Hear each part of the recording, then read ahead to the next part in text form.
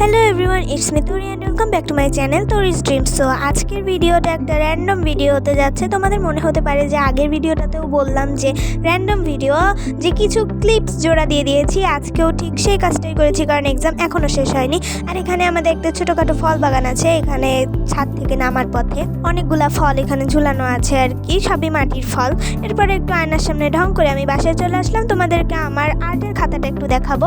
এখানে এই তিনটা আমার চ্যালেঞ্জিংয়ের আর্ট ছিল, সবকটা করা হয়নি। আর এইগুলো আমি আগের দিন পরীক্ষার পড়া না করে এগুলো করছি, মানে আমার শিল্প সংস্কৃতি পরীক্ষা এগুলো ছিল, কিন্তু সেই দিন রাতে না করে পরদিন আমি এগুলো আঁকছি আর কি। সেইগুলো আবার এই ব্লগের মধ্যেই দেখাই দিলাম। এরপরে আমি চলে আসছি আবারও ঢং করতে। আর তোমাদের কার কার বাড়িতে আয়না এরকম টিপ লাগানো থাকে অবশ্যই কমেন্টে জানাবা।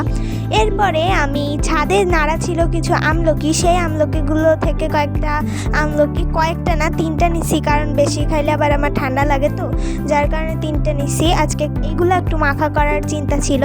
এখানে আমি হঠাৎ করে মনে করলাম যে সবই তো মাখা খায়, তাহলে ঘরে এতগুলো আমলকি আছে সেইটা মাখি, কিন্তু শেষ পর্যন্ত একটা পচাও বাচ্ছিল, সেইটাকে আবার পাল্টায় নিয়ে আসছিলাম। এরপরে আমি চপিং বোর্ডটা নিয়ে চলে আসছি আর নিয়ে এসে কাটা শুরু করে দিছি। মানে মনে করো যে বেশি টাইম লাগে আমার এইগুলা কাটতে, যার কারণে আমি এটা বেশি ফাস্ট ফরওয়ার্ড করে দিছি। এটা এতটাও ফাস্ট করা উচিত ছিল না, কিন্তু আমি করে দিছি যে অনেক টাইম লাগবে, ভিডিও অনেক বড় হয়ে যাবে। তোমরা অনেকেই বলো যে ভিডিওর লেন্থ এত ছোট হয় কেন, আমি জানি না। আমি ভিডিও কাটতে কাটতে ছোট বানায় ফেলাই, মানে বড় করতেই পারি না।